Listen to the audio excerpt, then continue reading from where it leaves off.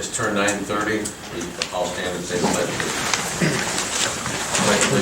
To the flag of the United States of America and to the republic for which it stands, one nation under God, indivisible, with liberty and justice for all.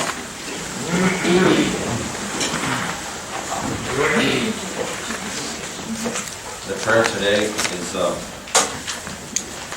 thank you, God, for your grace, for your mercy, for your forgiveness, for your protection, for your guidance, for your peace, and for your unveiling love, for being my Savior forever.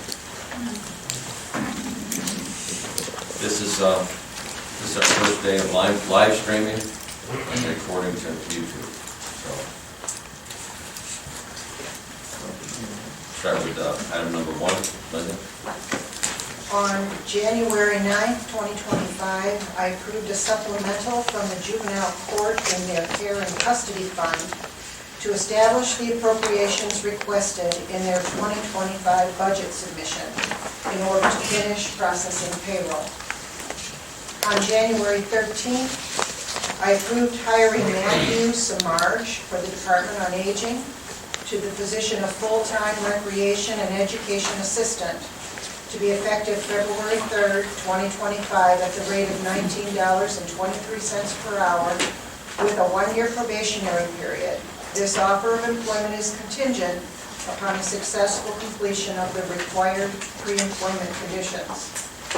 I also approved an unpaid personal leave of absence for the Department on Aging for Amber Sizemore, a transportation driver, for 32 hours, 4 days, during the period January 21st through January 24th, 2025.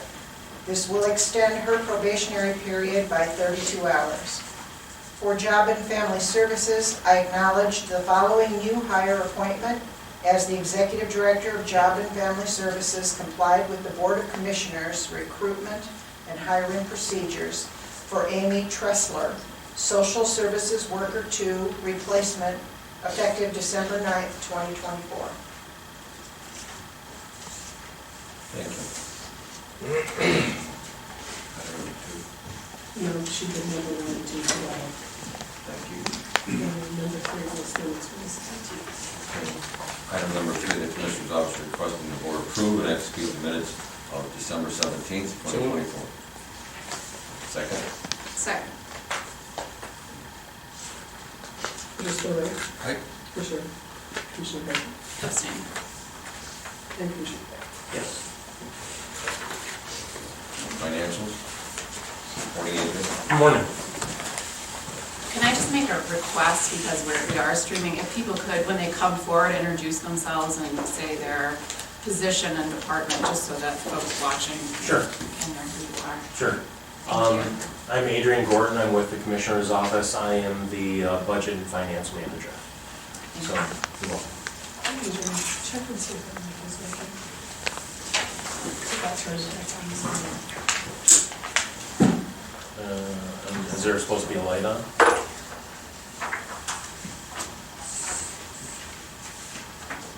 So we can make sure it's working.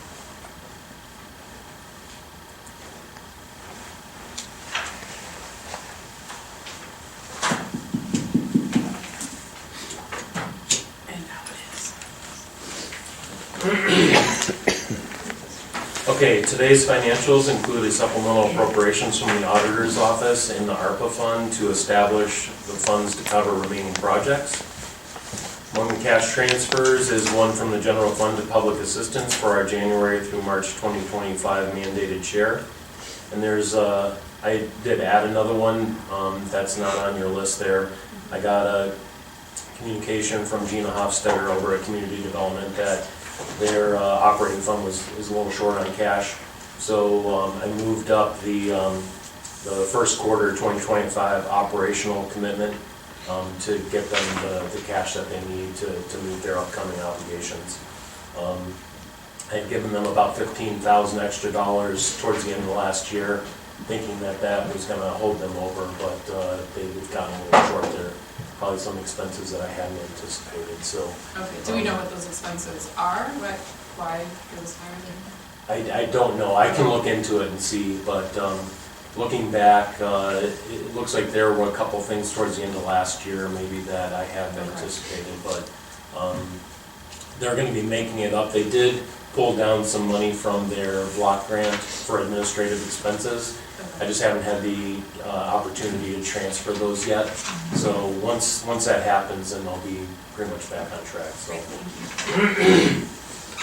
Among the encumbrances are travel requests from the Commissioner's Office for a new member training for Commissioner Brakey, from the Engineer's Office for the Professional Land Surveyors of Ohio Annual Conference and the 2025 Ohio County Engineers Conference, and from Juvenile Court for the 2025 Intercourt Conference, and from the Probate Court for accommodations for Judge Grandel to attend the Ohio Supreme Court oral arguments regarding the judge's disciplinary counsel case number 2024-1409. There are then and nows from the Common Pleas Court to Family Pride for therapeutic behavioral services, and from the Planning Commission for Adobe Acrobat software that was not previously encumbered. Among the vouchers is $215,906.90 from the Auditor's Office ARPA Fund to AgriSludge Incorporated for the Aquila Wastewater Treatment Plant Improvements Project, and $128,823 from Maintenance to Valley Ford Truck for a 2024 Ford F-550 dump truck replacement vehicle that had actually been ordered all the way back in May of 2023 and then it's finally come in. Oh my gosh. Finally, there are revenue certifications from the Commissioners in the Phase 2 Capital Reserve Fund and from Common Pleas Court in their Drug Court Fund and from Community Development in their Demo and Site Revitalization, Brownfield Remediation, and Block Grant funds for unbudgeted revenue to be received in 2025.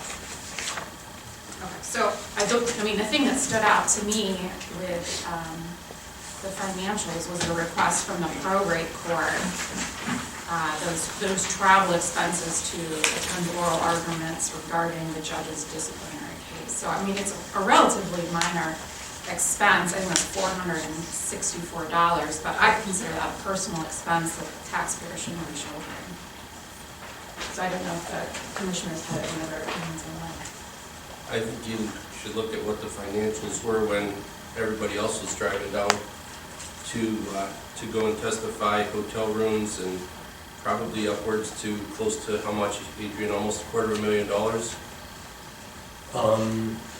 No, not just for that. I mean, it was probably several $1,000s to accommodate everybody that went down and everything. And overall, I mean, over the entire money that we've spent for Legal expenses and... special counsel. So, I mean, there have been a lot of expenses, not necessarily just travel expenses. Correct. So that's everything. But those are for our employees to testify regarding them acting in their official functions. So who were those expenses for? The ones that you were... No, right now. Oh, this is for Judge Grandel. It's $464, like Commissioner Brakey said, for just hotel accommodations, for food, I think mileage and hotel. And there's like an other. Yeah. I mean, I think that there's, I think this is going to be one of those situations like we discussed last week. I think that at the end of the day, if you guys want to deny the charge, deny it. But I think that somebody else other than us is going to end up deciding who should be paying this. And I'm here, I can wait. You can wait, you said? If that's what you guys want to do and deny it, then you can deny it. But if he's ordered to go down there, and I think that we have to have a clear, decision of, is he technically a county employee that's going down there? We're supplying money for everybody else. And, I think that this is probably a little bit different than the legal costs as far as transportation. You will see what some of these costs incur of legal or of traveling costs are a lot. Between seminars, schools, this, that, and the other thing. So. But Commissioner Spitarelli, why do you feel this is different than the legal expenses? I mean, if he was mandated in order to be there, to have to go down there, then, it's expenses. But once again, I think that don't have a really true, clear picture, you know, as far as legal counsel said, we can cover it, we can, or we don't. And I think that nobody wants to hang their hat on this probably until it gets litigated. And at that point in time, if we're ordered to pay it, I guess we're ordered to pay it. If we don't pay them now, we pay them later. My fear is that when we go to do this down the road, do we end up, you know, taking on a bunch of additional costs that we don't do, you know? So I don't know. I mean, this is a slippery slope, but either way you look at it. I mean, to me, it's not that slippery. The law is pretty clear. And I mean, I don't care if it's $464 or if it's $30,000. We need to be watchdogs on our budget and look out for the taxpayer. And to me, I mean, this isn't a personal expense, just as if somebody put their spring break trip. So do you want to table this and have them come in maybe and discuss it a little further with us? I mean, my recommendation is that we approve, so I'll move to approve the financials except for the travel request from the probate court. I'll second that.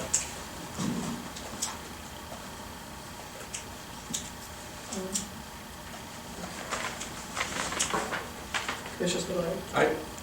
Commissioner Brinkley. Aye. Commissioner Wood. Yes. And Christine, how do we handle this? You want to strike You that have to on the strike it. financials and then have them sign it? And then By the we have to striking? additional, yes. Okay. Should I give this back to you, Adrian? Oh, yeah, that's fine. And then should we initial where it's straight? Yes. Yep. 4 minutes before the public hearing is advertised for. Okay. So wherever we are in the agenda, at 9:45, we will have to move to the public hearing, and then we will go back and Understood.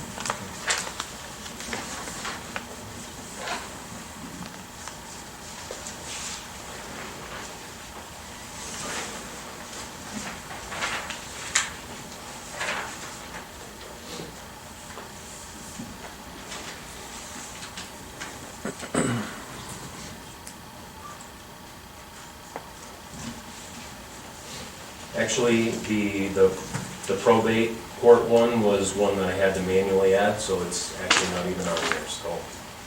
So we don't have to actually make that motion, we can just pass it the way that it is, so. And sign it how it is. Yes. Do they need to amend the motion? No, that is, they still voted to strike it. Yeah, Understood. But it was on this paper. it is on there, I had to manually add that because Okay. there were issues that the auditor's office had with it and it hadn't Okay. been approved yet by the probate court, so. All right, that's why understood. it's- I just wanted to make sure that this was different than Right. this one. Okay, great. It is Thank you. different. I apologize. No, that's fine. I just wanted to make sure we're doing it right. You want me to move on then to the next item? Okay. So the next item is the Commissioner's Office is requesting the Board approve and authorize the President of the Board to execute the revised accounting and payroll authorization forms for the Department on Aging, Building Department, Commissioners, Community and Economic Development, Dog Warden, Emergency Services, and Maintenance. This is to get Linda added on as acting county administrator. Okay, so I'll make the motion to approve 6.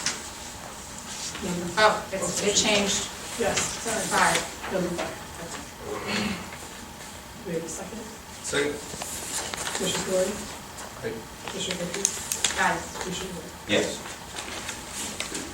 Okay, and then number 6 is the Commissioner's Office is requesting the Board approve and authorize the President of the Board to execute the request for partial payment number 15 for Infinity Construction Company Incorporated for the Geauga County Courthouse expansion, GMP Phase Number 1 and Phase Number 2, expenses in the amount of $1,051,465.26. So this puts the project at about a third of the way through. We're just a hair over 20 million in the total value of the Infinity contract. So full speed ahead. Yeah. You've approved a revenue certification for the $10 million that we'll be transferring here soon into the Phase 2 Capital Reserve Fund so that we can fully encumber the Infinity contract. So, Second. Commissioner Spudler. aye. Commissioner Brinkley. Aye. Commissioner Wood. Yes. Okay. At this point, we we have to move to item number 12 on the agenda, which is public hearing number 1. Camilla Shale, Java Soil and Water, Director and Engineer.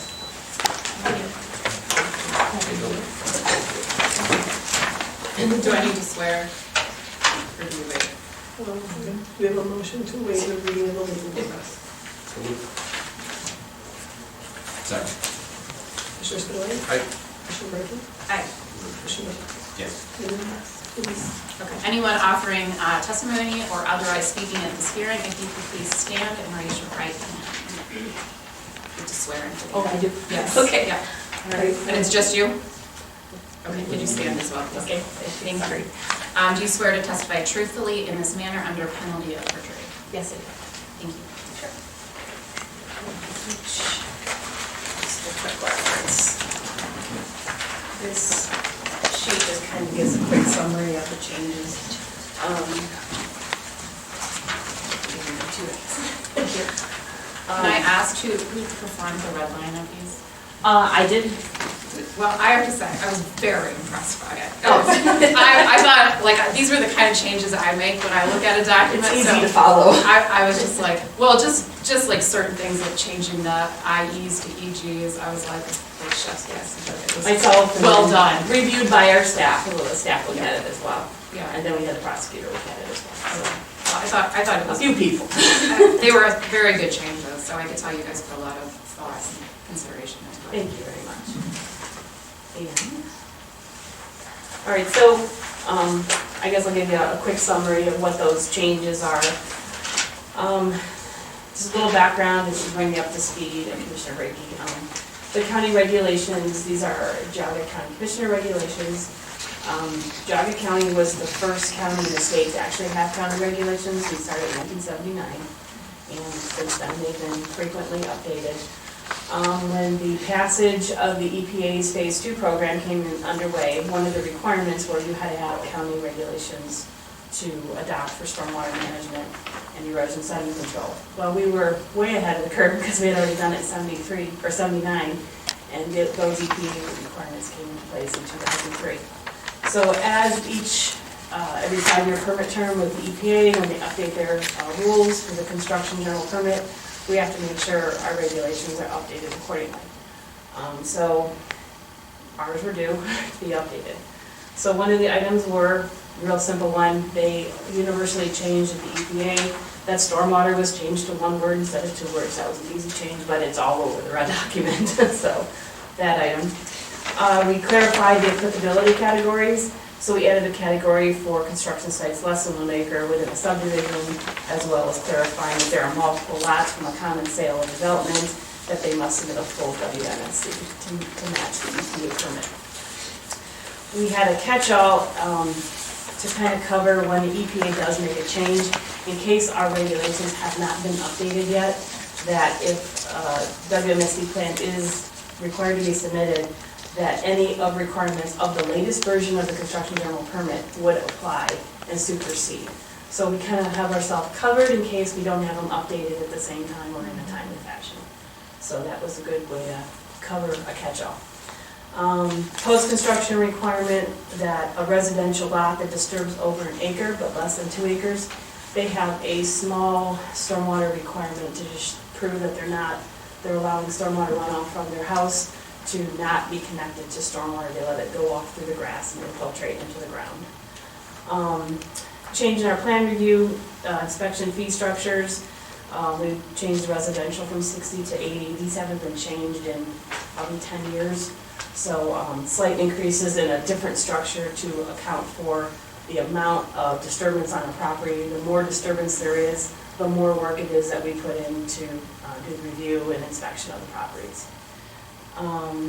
Filter sock, we just need to put in the standards of performance if they're going to use that instead of silt fence.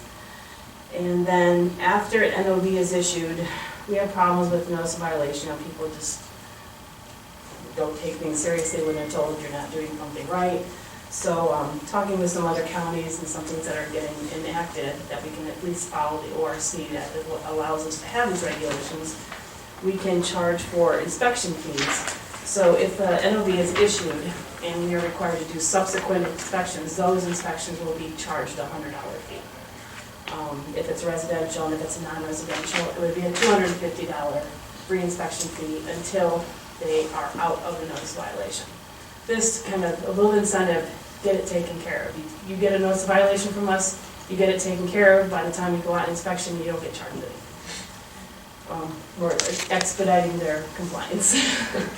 And the last item is if construction site has 2 months after completion to get us their final documentation, which usually consists of the as-built and the long-term maintenance and inspection agreements. So we're not waiting months and months and months after the project's completed. So that's the quick summary of the major changes in the document, as well as the grammatical corrections. Very good. Any questions?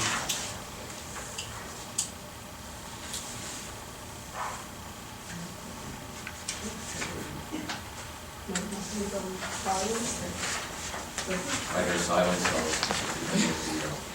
Well, we're coming through. Sorry. Dan Worcester from the voters, you referenced, I think it was NOV, is that correct? No, it's a violation. Okay, thank you. We'll close the public hearing. The 9:15. Thank you. Okay. Thank you. Thank you.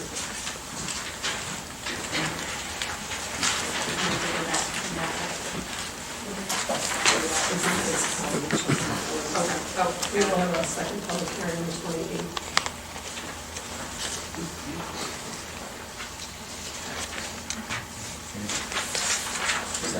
Item number 8.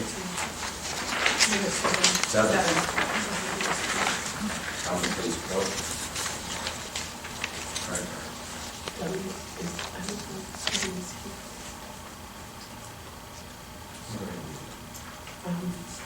The common board is requesting the board approve the submission of the required party application and necessary documents to the job card unit for a visa to use in accordance with ORC 301.27 with a requested credit line of $6,000 and a total of 4 cards with the change of Judge Rainbow coming in. They had to reapply and change all of the cards over. This is just to approve that application to get that in process. Oh, go ahead. Second. Commissioner Spiller. Aye. Commissioner Brinkley. Aye. Commissioner Ritz. Yes. Item number 8.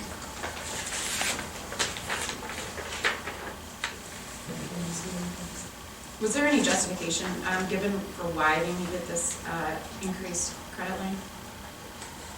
They may want to be in compliance or because of the change in the policy. That the change in the policy was it could be up to 20,000. Will they still be in compliance if they had? A lower one, sure. Okay.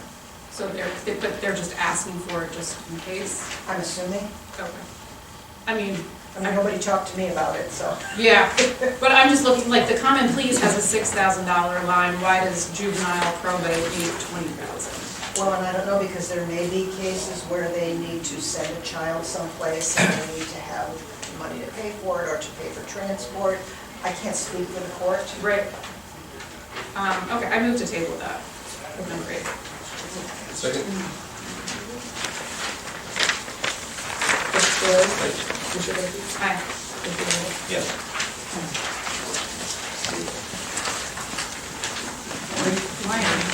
Shannon Jar with the Johnson County Engineer's Office, Deputy County Engineer. Good morning. Good morning. Item number 9, County Engineer's Office is requesting the board approve and execute unit price contract with Roniak Paving Incorporated for the asphalt resurfacing of various roads, including Clay Street, County Highway 37, sections E through F, and Leggett Road, County Highway 33, Section A, in Huntsburg and Montville Townships, in the amount of $1,026,000.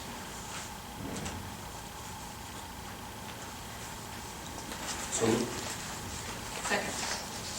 Commissioner Spiller. Aye. Commissioner Brinkley. Aye. Commissioner Ritz. Yes. Thank you.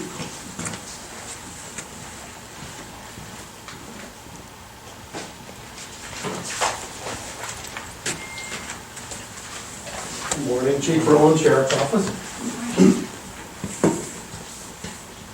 Item number 10, we're requesting the board approve and authorize the president of the board to execute the letter to Heritage Health Solutions Incorporated pursuant to Section 5 of the Professional Services Agreement to provide in writing 30-day notice to terminate the agreement effective February 13th, 2025. The arrangement just wasn't working out. Right, it had to do with the medical billing and being the go-between between all the medical bills and verifying everything. It just didn't work to our satisfaction and save us money like there's a problem. Okay, and it looks like you can terminate this with 30 days notice without any Yes, sort and of because the termination. commissioners signed the original contract, it has to come from you Okay. guys, the Very good. termination. So I'll move to approve 10. Second? Commissioner Spillier. Aye. Commissioner Brinkley. Aye. Commissioner Yes. Thank you.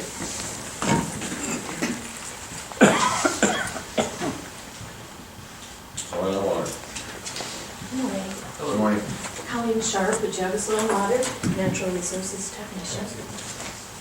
And I am here to request the board issue a finding of violation against Carol and Doug Acronis regarding construction activities occurring at 17395 Crescent Ridge in Bainbridge Township, parcel number 02421-544, for failure to comply with Geauga County Water Management and Sediment Control Regulations, sections 7.03 and 7.15, to prevent sediment from leaving the property as identified in the first and second notices of violation, as indicated in the inspection reports, and forward the finding violation to the Geauga County prosecutor for further action as necessary to secure required compliance. It seems like you guys worked diligently to try to find a solution. We, Prior to this. Is that, would you agree with that? yes, Yeah. I mean, I rarely need to come up here because people usually tend to inform after a while, but, I mean, I've been talking with him, emailing him, and he wants to do it, he keeps complaining about the excavator, but I don't know what else to do, and I told him that this was gonna happen, so. Okay. So I'll move to approve 11. Second? Commissioner Spillier. Aye. Commissioner Brinkley. Yes. Commissioner Rowland. Yes. Thank you. Thanks.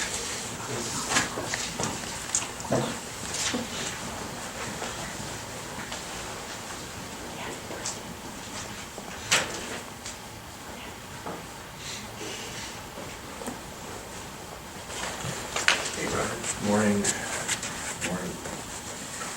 Roger Peterson, Department of Emergency Services Director. Number 13, annually we have to have a current emergency response plan for electrical emergencies at the Perry Nuclear Power Plant. On reviewing the plan, there have been no changes to anything from the previous year. Fire departments, schools, nursing homes, healthcare, law enforcement has all stayed the same. Populations are all the same, so I'm asking the board to acknowledge that I will send a letter of no changes to the state so that we can meet compliance. So moved. Second. Commissioner Spillier. Aye. Commissioner Brinkley. Aye. Commissioner Rowland. Thank you.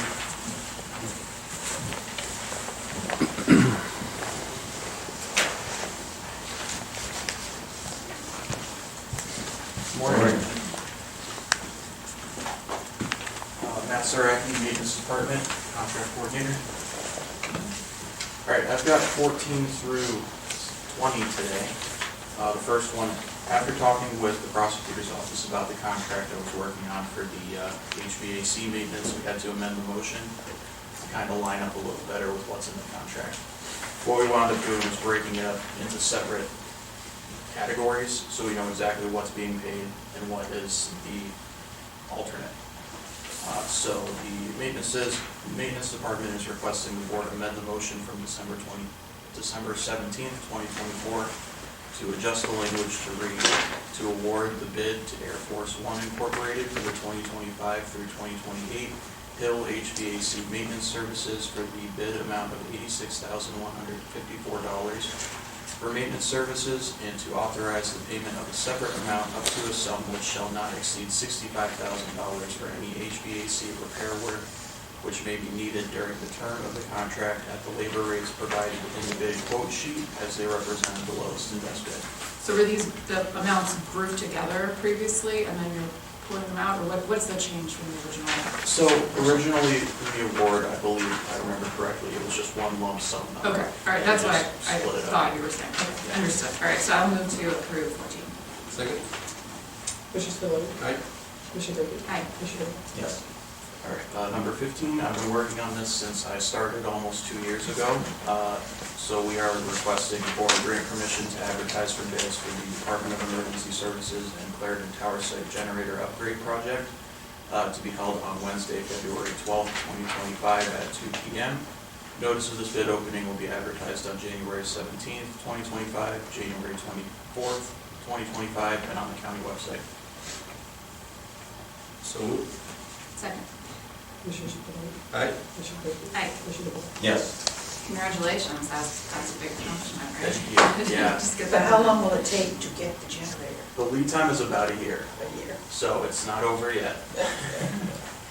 Number 16, we're requesting the board approve and execute the agreement with the Geauga Mechanical Company to replace the hanging heater located in the main garage at Sheriff's Post 2 Station, effective January 14, 2025, with work to be completed within 60 days in the amount of $7,245.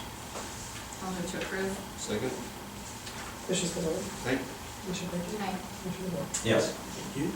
17, we're requesting the board approve and execute the service contract agreement with Countywide Replacement Windows Incorporated to provide window and glass repair services as needed at various county locations per the director for a 2-year period, effective January 14, 2025, in an amount not to exceed $30,000.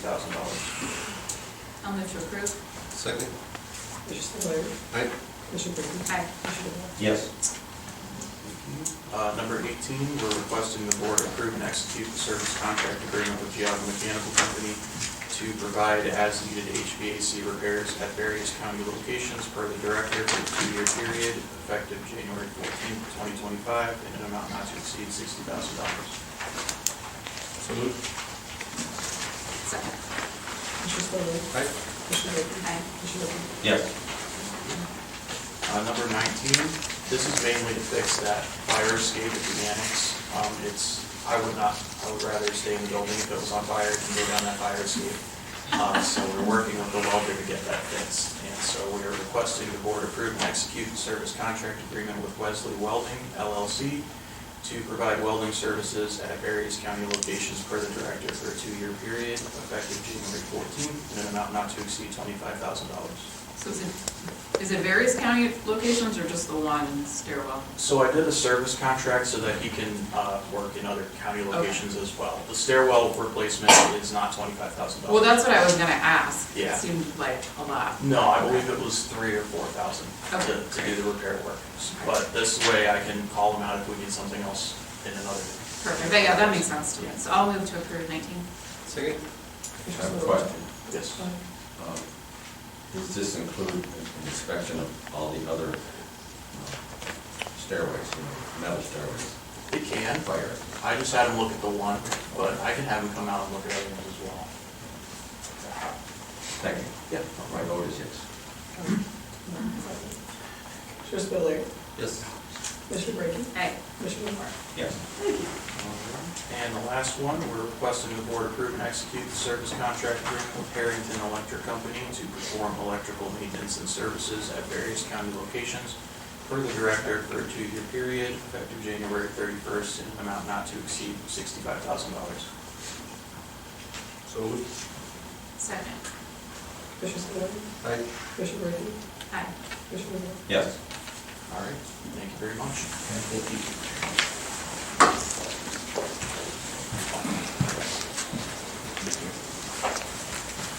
Good morning. Good morning. Nick Loris, Department of Water Resources Director and Sanitary Engineer. Item 21 on the agenda, Department of Water Resources is requesting the board tentatively award the bid to Shook Construction Company for the McFarland Creek Wastewater Treatment Plant Improvement Project in the amount of $30,842,400, as they represented the lowest and best bid for the project, being the lowest responsive and responsible bidder. I just want to clarify the tentative award. It seems odd that we say tentative, but it's part of the EPA loan agreement. One hand, they won't issue an award for the loan, if we don't have an award for a project, we can't really award a project if we don't have the money. So the tentative, it puts that in place so that we can move forward. This will then get issued to the EPA. The EPA will act on this, I think, in their February meeting. So, and then we'll move forward with the rest of the process. And I talked to the prosecutor's office as well, because I saw the, what's the name of this company? Shook Construction. You know, they indicated that they had, they were a party to litigation without much explanation. So I talked to the prosecutor's office about that, and they said it was minor. It was an issue in Cincinnati involving a non-party to a contract for $20,000.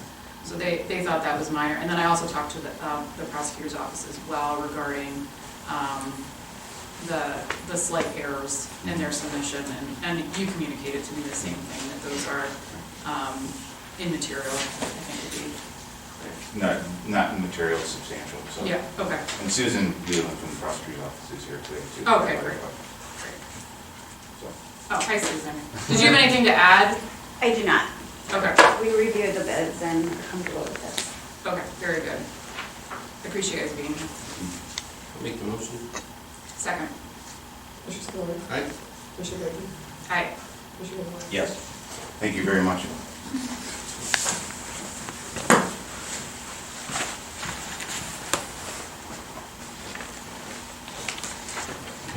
It doesn't look like we have a representative from the Department of Job and Family Services. They are requesting the board reappoint the following members to serve on the Family Services Planning Committee for a one-year term, January 1, 2025 through December 31, 2025, including Jessica Bolt, Vicki Clark, Julie Goritz, Scott Hildenbrand, Tim Harris, Jennifer Felker, alternate Nancy Santilli, Christine Frankenberry, Terry Molnar, Andrea Pollack, and Angela Spalsbury. Do we know if those openings were advertised at all? I do not know how Job and Family Services figures out who's going to be on the committees. Do you want me to find out and let you know? I get, you know, we've got bigger issues in some ways, but I am, you know, I'm always concerned with these reappointments that we're advertising it, we have a transparent process. If people want to apply, they can apply, if that's an option. I don't want to just, you know, rubber stamp the same people every year. I'm going to give some fresh blood an opportunity to apply. Well, I think that this group, each person represents a segment, just like Jennifer Falker, she's educational from Lake Chaga Educational Center, and but some of these people, I think, are just community members as well. And I mean, I could be wrong. Andrea Pollack is in charge of Next Step. Angela Sullivan is the dean of Kent State. So Yeah. it's a realm of, they represent Vicki Clark from Ravenwood, correct? So it's a quarterly meeting. So. It may be that certain elements of the population need to be represented by members on the committee. I'll find Right. out and get back to you on that if you want. Okay. Yeah. When do they need this decision? I'm assuming they need it now since they're asking for it now. Okay. It looks like last year, their first meeting was held in February, Okay. so it's up to you whether you like to table and talk to Craig and Yeah, I mean, if this doesn't need to be done today, then I'm gonna move to table. Second? I assume you'll then want to table number 23 as well. I mean, I just want a little bit of, you know, background with these appointments, like what, you know, I don't think we saw a resume, you know, we didn't see anything, so. Typically, for Department of Job and Family Services is a kind of a hybrid sort of an agency because it's a state agency, but it's also a county agency, and I don't know that they may have autonomy about this. I'll find out. Yeah. Okay. And Mr. Craig is here as well. Right. Yeah. Right, yeah, he could explain it a little better. okay, so we will, do you want to then table 22 and 23 since they're the same? Yeah, that sounds great. Okay, so I have a motion to. Well, but no, we don't have to table 23, because that's just appointing Mr. Dvorak. So the same committee. Oh, it's the same committee? Yes. Represent. Well, I don't For know this if group. you. That's, you know, that's what I fall back on, is each person is representing something. Yes. And the quarterly meetings and their staff, and Craig gives a report to these people that, you know, resonates through the whole community. I believe it's statutory, 32906 is defines the makeup of that committee. Okay.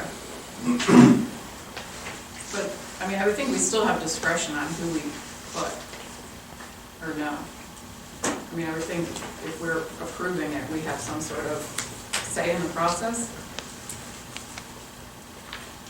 We'll find out. Okay. So then, would you like to start with the table 22 and 23 together? So, Yeah, 22 through 24, right? do you, well, number 24 It's a different one. is a different Oh. committee. It's a state committee. You might as well do all three at this point. Okay, Okay. so I'll move to table 22 to 24. Second? Commissioner Spillier? Aye. Commissioner Brinkley? Aye. Commissioner DeWitt? Yes. Item 25. What do we need there?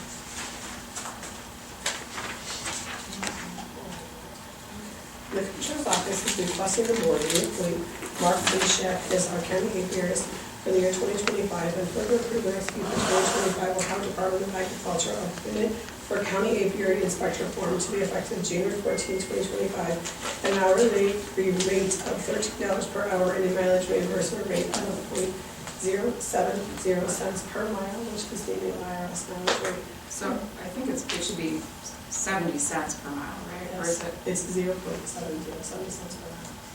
Oh, okay, but, Do you want me to just put 70 cents and get rid of the dollar? right, Okay. right, because that's confusing.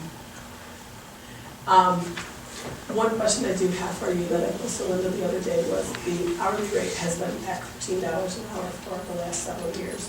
I didn't know if you wanted to remain there at $13 an hour or if you wanted to do an increase. How many hours does it go a year? It's very minimal. The allocation is only $900 for the entire season. Okay. I don't have a strong opinion about that. What's the going rate for this position? It's For All the inspecting apiarists, beehives, they get together and they, they have a union. yeah, it's actually kind of hard to find an apiarist. I would think so. So we just thought you might want to consider it, bumping it a little bit or not, that's your call. Mark was new last year to us. He was a John County resident, and he was extremely excited about this last year, 24, and he was excited to get going for 25 this year.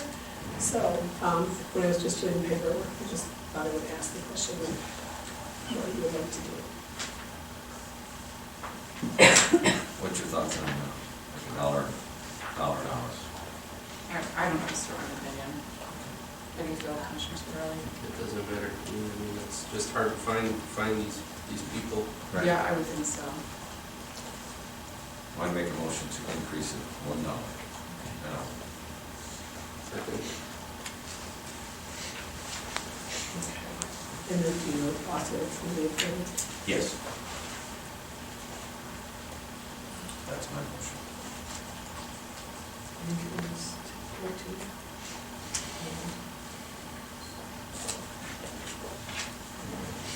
Commissioner Spillier? Aye.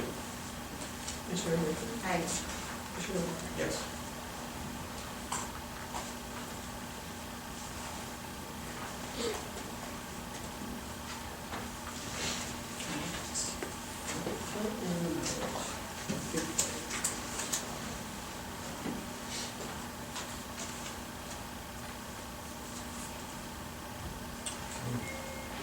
CCAO.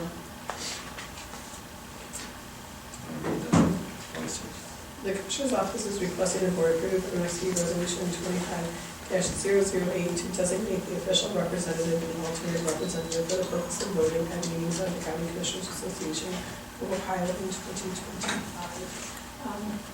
I have it on the resolution as Ms. Ford as the official voting representative and Ms. Becky as the alternative alternate voting representative. If you wish to change that, let me know and I can read the resolution. That's fine with me. I'm fine with it. Okay. So move. Second. Commissioner Spillier. Aye. Commissioner Brinkley. Aye. Commissioner DeWort. Yes.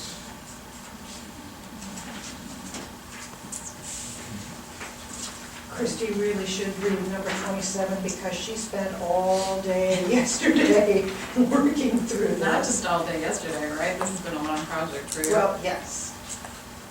So number 27, you initially approved the use of credit cards by resolution last week during the organizational meeting, but not all of the departments had submitted their information or their credit cards. So this resolution is to amend it, and it includes the clerk of courts this week and some additional changes regarding limits for the drug courts and probation department. So 27 is to approve and execute resolution 25-009, amended resolution approving the use of county credit cards for year 25 for agencies and card holders pursuant to ORC 301.27. Do you have a motion? I'll move to approve. Second. Commissioner Spillier. Aye. Commissioner Brinkley. Aye. Commissioner DeWort. Yes. And then number 28 is to then go ahead and approve and authorize the president of the board to execute the application for the use of county credit cards form for the clerk of court's office for the year 25 pursuant to 301. I'll move to approve 28. Second. Commissioner Spillier. Aye. Commissioner Brinkley. Aye. Commissioner DeWort. Yes. And then number 29 is the one that we literally finished at about 9:15 this morning after going back and forth with the prosecutor's office. Again, pretty close to the day yesterday. And this is the resolution of 25-010 authorizing the use of specific credit cards by designated employees or officers of the John County Sheriff's Office, Office of the Board of Commissioners Office for the John County Job and Family Services and the Department on Aging for work-related expenses without submitting an estimate of the expenses to the Board of County Commissioners in accordance with RC 31.27F2. And this is for emergency or unforeseeable circumstances. I'll move to approve 29. Second. Commissioner Spillier. Aye. Commissioner Brinkley. Aye. Commissioner DeWort. Yes.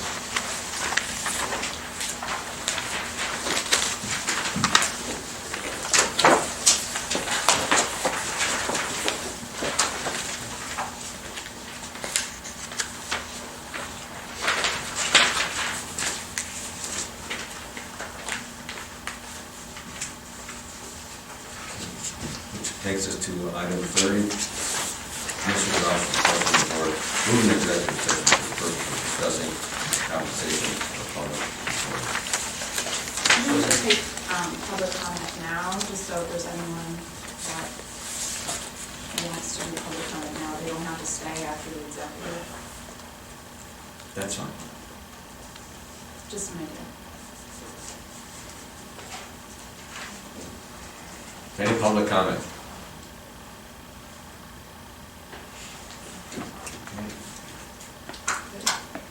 Thanks for everybody attending. And now go into executive session.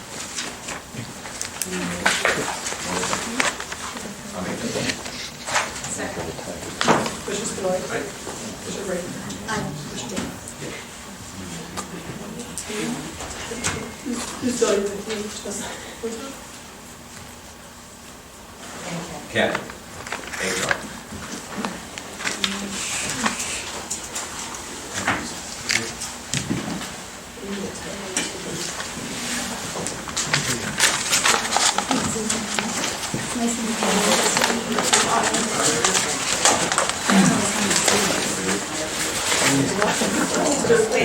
I need like a stamp.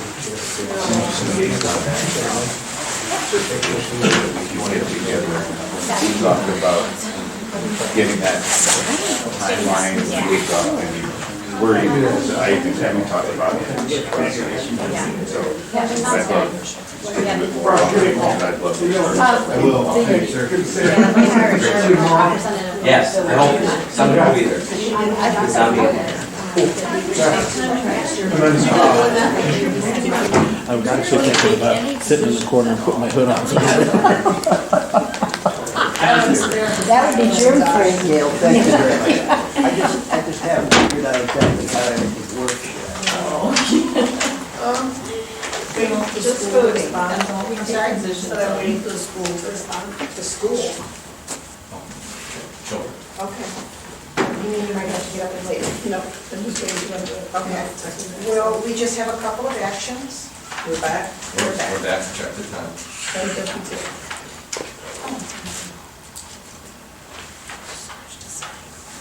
The Commissioner's Office is requesting the Board approve the revised job description for the position of County Administrator, number 1301, to be effective January 14th, 2025. I move to approve. Second? Commissioner Spillier. Aye. Commissioner Reagan. Aye. Commissioner Yes. The Commissioner's Office is requesting the Board grant permission to advertise for the position of County Administrator, number 1301. This position will remain posted until filled. So, Second. Commissioner Spillier. aye. Commissioner Reagan. Aye. Commissioner Moore. Yes. I do have a few items for discussion here at the end. I just need some direction on a few things so that we can get them completed. There's two outstanding issues pertaining to the airport. One of them is the lease between the airport and UH for the helicopter hangar. We have two versions. I sent both versions to you. One was the version that was actually approved by the airport authority, and the second one was a version that was marked up by our APA with concerns about what was contained in the lease. Her perspective is she is protecting your interests. And so I just need some direction from you about whether you feel like we need to go back to the airport authority and address some of these things that were brought up, or not. But we're not a party to that agreement, correct? We're not a party to that agreement except to the degree that there's liability for you because you own the property. I've read all the markups that Laura made, and about 50% of them are valid questions.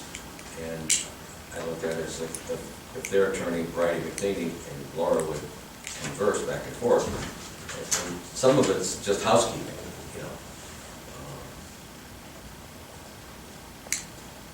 I mean, it looked very similar to the old contract that we had originally. The one or the marked up one? The original one. Okay. Which, seemed to work without a whole lot of hiccups, and I'm not sure. I mean, it's a situation that the agreement really is between the airport and the board, or the airport board and UH. So I don't know. I mean, I think that we want to try to get this thing, To the finish line? Yeah, totally. And I like the last time that I went through this with them, it was a situation where it got, kind of sticky at the point that they were finally at the point of saying, we're trying to work with you guys to just get this done. And, and there's always a carrot that's hanging out there for them to, having a lot of other competition to try to absorb them. And I think that we don't want to lose that asset here in our own backyard. So I just need some direction from you. Am I going back to the airport authority to try to change this lease, or are we going to accept it as it is? All you do typically, and Christy will correct me if I'm wrong, is that we acknowledge things that the airport authority has done. Since I wasn't involved in this earlier, so I feel like I'm more deferential to the two of you gentlemen, but as Commissioner Scarelli said, if we're not a party to the agreement, I don't really understand why we would do that. And both parties have to deal with what they have signed. We're not signing the agreement. We are not signing, Well, technically you do, you sign as an acknowledgement on the actual document. but again, not a party. And is this a 5-year agreement, or is it a 1-year agreement with you? I believe it's, I'm sorry, It's a multi-year. and with an automatic renewal. Okay. Oh, it's like an evergreen clause, yeah. There is a place on it where you would be signing the acknowledgement. Yeah, but I mean, that just says we know this agreement exists. Yes. That doesn't say we accept liability for anything under the agreement. That doesn't mean you can't be sued, because anybody can sue, as you know, for anything. Yeah, they don't win though. Well, then just let them finish their agreement The themselves. biggest question I have is do we have the revised insurance certificate? Because that No, was, we that haven't was got the it yet. sticking point right now too, is we Yes. still do not have a revised. We also do not have 3 copies with wet signatures, so there's further steps, but if we're not going to address the things that came up from Laura, then hopefully we can get this to the finish line. Okay. The other issue for the Oh, airport. just 1 second, it's a 5-year agreement with an evergreen, somebody asked that. Yes. I found it, 5-year evergreen clause. Okay, go ahead, sorry. I'm sorry. The other thing has to do with the agreement for capital improvement funding between the Geauga County Airport Authority and the Geauga County Board of Commissioners. On December 17th, the board approved a motion to, let me see if I can find the language, approve encumbrance and expenditure for January 2025, $1.33 million, construction of new T-hangar facility and upgrades to existing facilities. That's what was approved. Jerry did draft an agreement and sent it out, and once again, there were a lot of changes suggested.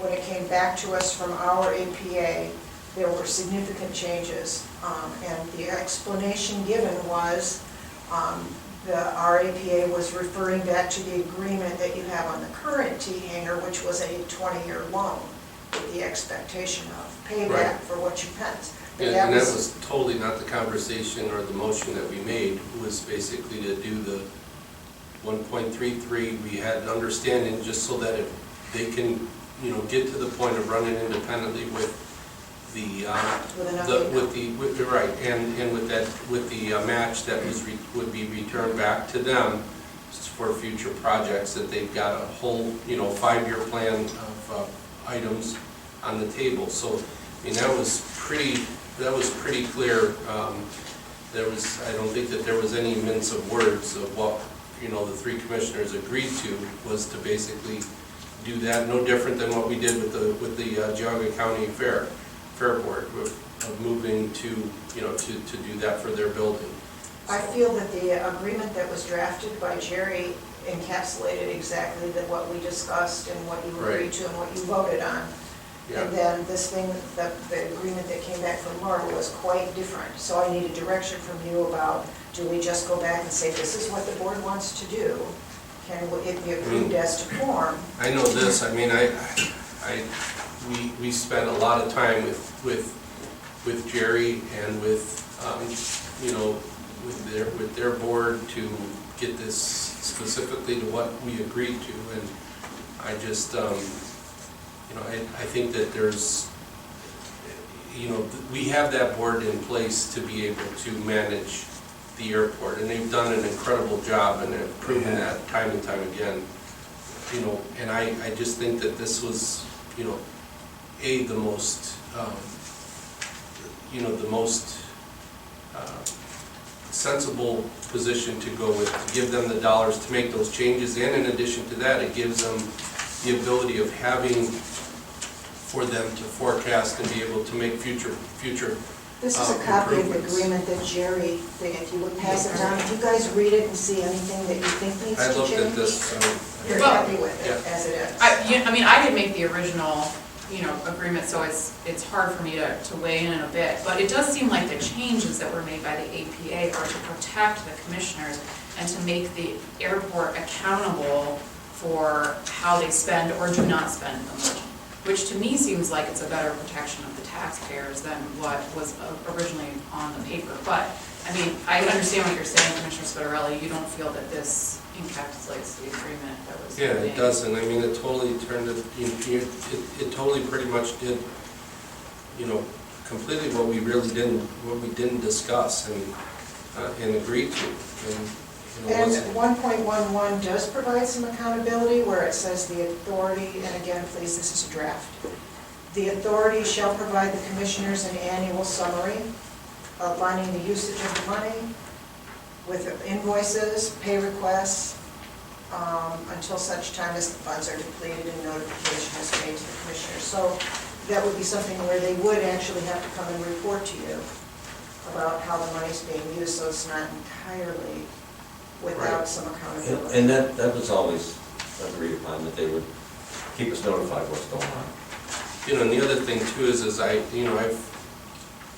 always kind of been that, I don't know if you would say liaison, person, but I spend a lot of time to work with them, throughout this project and other projects that have happened, and I'm not planning on not having that oversight with them too, to be able to do that. And I think that, I appreciate what the, what the board had done in allowing me to, kind of come up with the board to be able to present a plan and a more, forward motion to get them some funding, and they're constantly having to be in a position that they can't look at other projects. And I think that this was one of the biggest things, and I think that, Jim DeWark, you probably would say the same thing. It was just the cleanup point of us being able to get this done.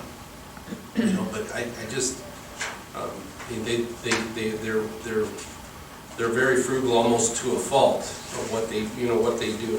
And the other thing is that when they do stuff down there, the other watch guard on this is the FAA, because nothing is done of their improvements that does not have to go through the approval process through the FAA also.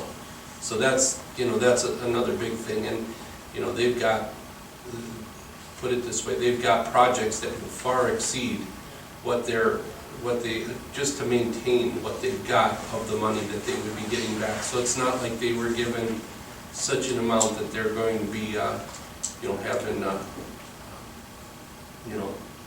where they're going to be, putting in pearl seats for their.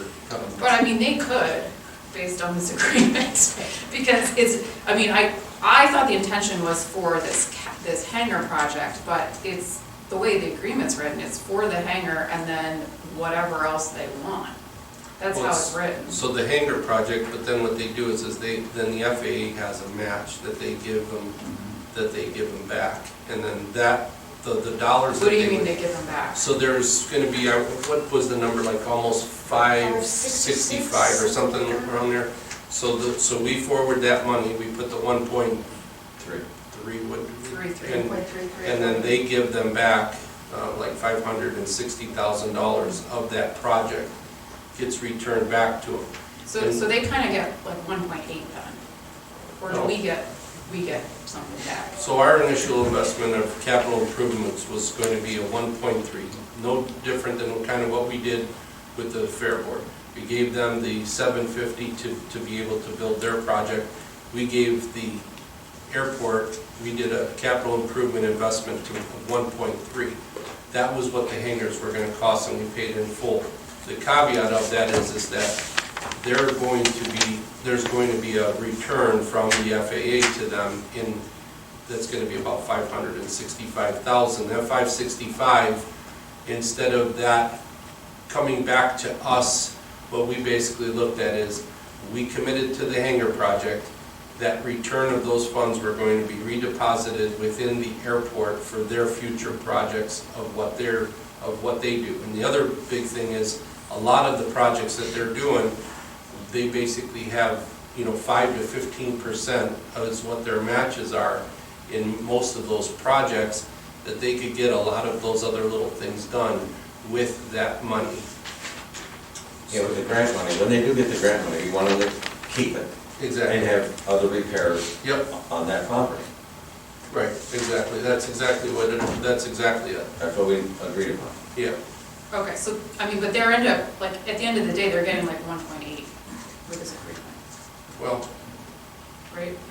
Yeah, because they I keep guess the if you grant. look at it in the sense of like the money going out and then the money coming back, but in reality, they're getting 565 because the 1.3 is paying for the hangar project, the 565,000, which is the match that the FAA is doing on that of being returned. They never, what they do is they never put the money up front. You always have to put the money up front and then they do a repay. You know, they'll But pay they're, you back. but the airport's keeping it all. Yeah. We're not getting repaid on that. Correct, no, that was a distribution to them for capital improvements for the hangar and for the future projects. So, I mean, if some of these red lines are not consistent with what the commissioners want, I understand that and what was agreed to, but I mean, some of these changes, I think, are very good, prudent changes that protect the taxpayers. Like, you know, for example, if I'm just looking at the first one, this purpose, and then the original agreement is open-ended as far as how the airport can spend this money, and then the red line just changes this such as to consisting of being closed language, so you couldn't add anything to that list. So to me, that's just protecting the taxpayers. You know, you're not putting in golden trash cans or whatever. So I understand what you're saying as far as some of these changes maybe are not consistent with, you know, the gentleman's handshake agreement that went on, but I think we should at least consider some of these things so that we are protecting the taxpayer money that's going to the airport, because it's a significant investment in my opinion.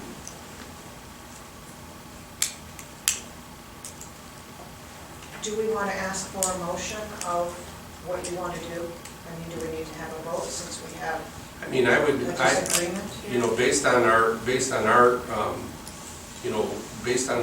meeting in December, based on the motion we took, and based on the discussion that we had, I would make a motion to keep it, you know, based on the agreement that we drew up here as the original language that we had in the document.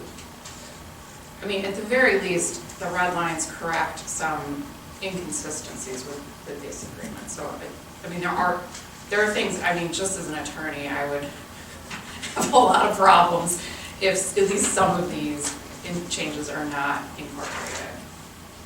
Even if you feel the substantive changes are unwarranted. Does that make sense? I do understand what you're saying, but I think that we went back and forth with their legal counsel on this also. You know, So this, I thought this was an initial draft. This is not an initial draft? correct, but we basically, there was the discussion with the board, with their attorneys, and back with, you know, with our administrator, and it was a situation where, I mean, this pretty much summarized what, you know, we took action on, you know, at our meeting for this. And I understand that there may be some things, my whole thing is I think that we can make this thing so muddied up that it gives so many restrictions of, you know, and I understand accountability, but I also understand the fact that if we can't trust the board that we have there to make good decisions, then maybe we just figure out the next move of abolishing the board, and then, you know, we just basically take on another set of responsibilities and just do it ourselves, because they do a great job there, and they've got a very talented group with a lot of knowledge and a lot of you know, professional background to be able to make a lot of these decisions that I would not want to try to go and attack a lot of these things that they do. And the biggest thing is they're, you know, there's no skin in the game for them other than improving our facility. And that's, I think, was one of the biggest things that we, you know, had the discussion with. And I know, you know, Commissioner Dvorak has talked to the board himself a number of times regarding this, and you've been to some of the meetings, and you see the process. It's not just a cookie cutter, you know, thing that they go through a lot of detail. But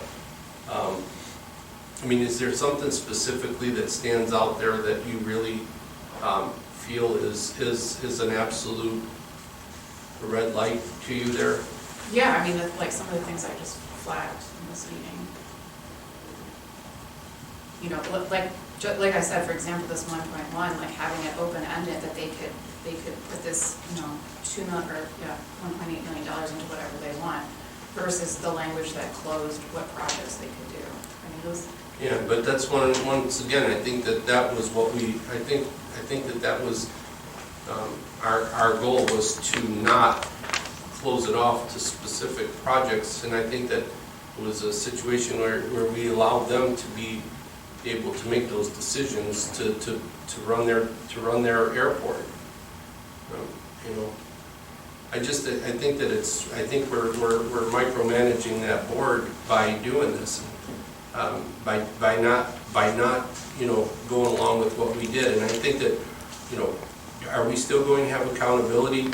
Yes. And when ultimately I feel like I'm very, very much engaged with their processes down there, probably sometimes more than I would like to be or should, but it's something that I've found that very challenging to see the success story in that airport of what it was 13 years ago and what it is today, and the fact that if you look at the direction that they're going to be going to with this additional dollars, I think what the three commissioners in December, you know, made that decision based on too, is that they are going to be truly at a point that they're going to be self-operating, and they've come to us with some of these bigger projects that they couldn't do, but a lot of the general stuff could be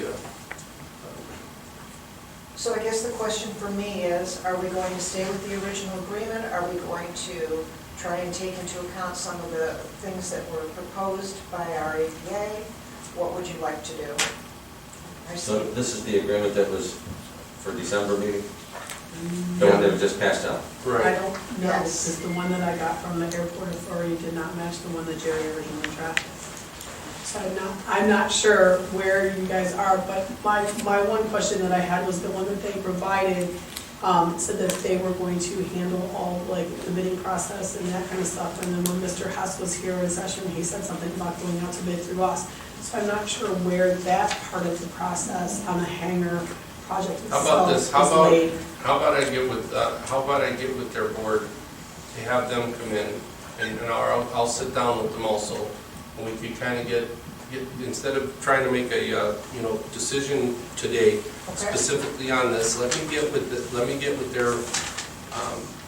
their board so that I feel confident, and I think that Commissioner DeVore, you feel confident too of what we did is what you know the direction that we went to in December. So I think the best thing to do is let me talk to them so that it doesn't have that there's no questions on that are unturned. And as far as with Commissioner Brakey with some of her concerns, I'll bring those up, and then we can have this discussion and then get to a point of happy meeting. But I will tell you, as far as us trying to micromanage those dollars to try to do that, I think it's a road that we just don't want to go down. I don't. No, I'm not interested in micromanaging. I just want to make sure that the airport is accountable to the commissioners for how they're spending their money. And if they want to do something like put a fountain in or whatever, they can do that with their money, but they shouldn't be doing that with taxpayer dollars. And so that's my concern, is that, but I'm certainly not interested in micromanaging, and I just want to make sure there's protection in place for the taxpayers in this agreement. No, understood. So Commissioner, maybe I can sit down with Commissioner Brakey, get a solid list of specific things she would like to see that we can provide, and then this is a copy of the Laura version. If you meet with the authority. All right. I don't know if their attorney should be there. They seem reluctant to bring her in sometimes, and sometimes they just need to bring her in. So you may want to have that conversation with them as well. Okay. As far as the bidding process, I agree it should come through here. That way it follows the prevailing wage laws of the state of Ohio. And it's the money generated from here, so the bidding process should come from here. Well, one other thing I noticed on here that was, oh, never mind. We'll talk. Go, yeah, Okay. So maybe if you can, like, if you can get with Linda specifically on some of your concerns, and then I'll try to sit down with Linda, sit down with their board members or a couple of their members and talk to them, and then we'll get to a happy point. Yeah, I mean, like in this agreement, as written, they can just retain whatever part of that 1.33 million that they don't use, and they can do it for whatever they want. Right. Is that your understanding? They can just, they can use it for salary, Yeah. they can use it for, The agreement A says it can't dog. be used for Yeah, sale. it can't be used for salary. well, but I mean, it says It, they're permitted to retain any remaining portion. correct. Okay. None of the 1.33 million from commissioners shall be used by the authority for salaries and benefits, operational costs, or Maybe I'm regular looking at maintenance. a different, where's that? Linda? That was in the original version, 1.10. correct? No, yes.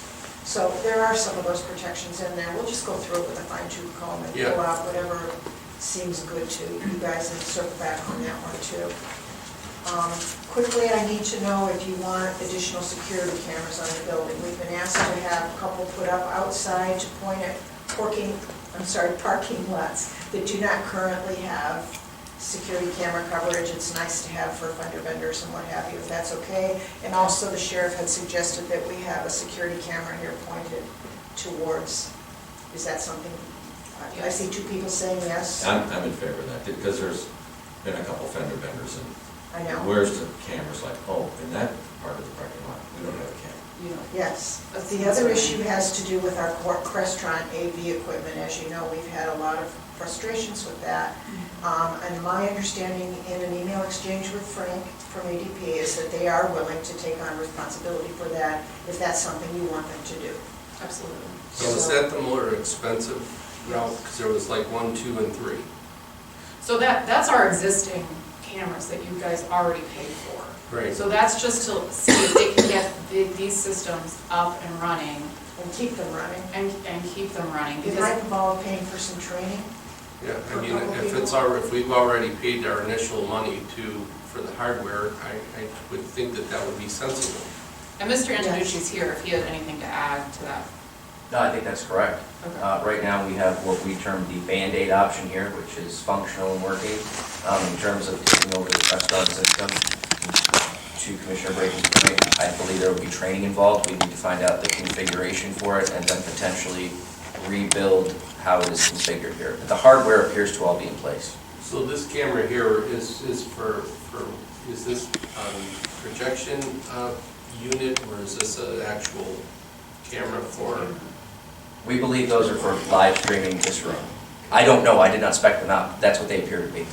I've never seen them functional.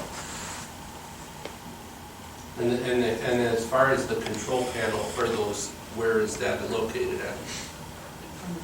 Just Well- that there? It says camera controls on this little screen here, I theoretically. feel like this is a more complicated question than we realize. Quite possibly. I'm that- looking at their faces. but That they're could be just- part of the control panel system, possibly. Yeah. Not yet having seen it functional, I'm reluctant to go out on a limb. I turned it on the other day, but I cannot get them to move. Yes, I believe in the past, there were times when Jerry and I came in here, and Jerry, you correct me if I'm wrong, didn't we get that to move one time? Yes. They all originally were working. Yes. So theoretically, the controls here should, if everything is set up properly. So what would be the direction that this would go? You would contact Crestron and try to start to figure out what the Well, plan is going to be? I don't know that we could work directly with Crestron or the manufacturer, but if there is somebody who does the software, we would like to work with them on some training for that. As we've stated in the past, this is a very high-level enterprise system. If Cadillac is still high-level with that, that's what this would be. And I would be reluctant to just go in there and start pushing buttons without first ensuring that the techs are specifically trained on how to use this system. It's a complex enterprise-level system. It's a very good system, but it also needs a high level of technical training on it. And again, I really appreciate Frank being willing to take that on, because we know the same equipment has been spec'd for the new courthouse, pretty much. If you're aware of it being different, my understanding is that's what was spec'd for the courthouse. I do not know either way. That is, I've heard that was still up in the air. I brought that up to somebody ask at else. the meeting Yeah, Tuesday. and there, it seemed like it was initially chosen as Crestron, and then there was maybe some back and forth about what may be going forward, so. I'll find out. Well, yeah, it's a question worth asking, but certainly if they have that expertise in-house at ADP, then they can use it at the courthouse as well. I think that makes a lot of sense. Okay. So is this sufficient for you to move forward? Yes, ma'am. That's what you were You looking for? don't need a motion? Not as long as we're all on the same page. Okay, very good. Good? Yeah, definitely, I mean, Okay. I think that that would only make sense. Okay. That's it, that's all I had. Thank That's you. it? That's it? That's Thank it. you, Linda. Felt like a lot. Anything else? No, we're just looking, trying to schedule a Jogga Trail Solid Waste Management District meeting in beginning of February. The date that was presented to me was the date that we were going to be at New Commissioner training, so I suggested some alternative dates. Is that February 11th? You're gonna be No, there it's the 26th, 24th through 26th. I don't know, Christine was always. The end of the month, February 24th through 26th is New Commissioner training. So I talked to Jennifer, she said 11th is still open, February 11th. That we were looking at the 11th and the 20th as alternative dates, and she was checking with Trumbull. They also have new commissioners as well, and she was not aware of the training, and it kind of went, oh, wait a minute, so that is one thing that we're doing. Okay. Great. Is there a motion to adjourn? So moved. Second? All in favor? Right. You can decide all of those.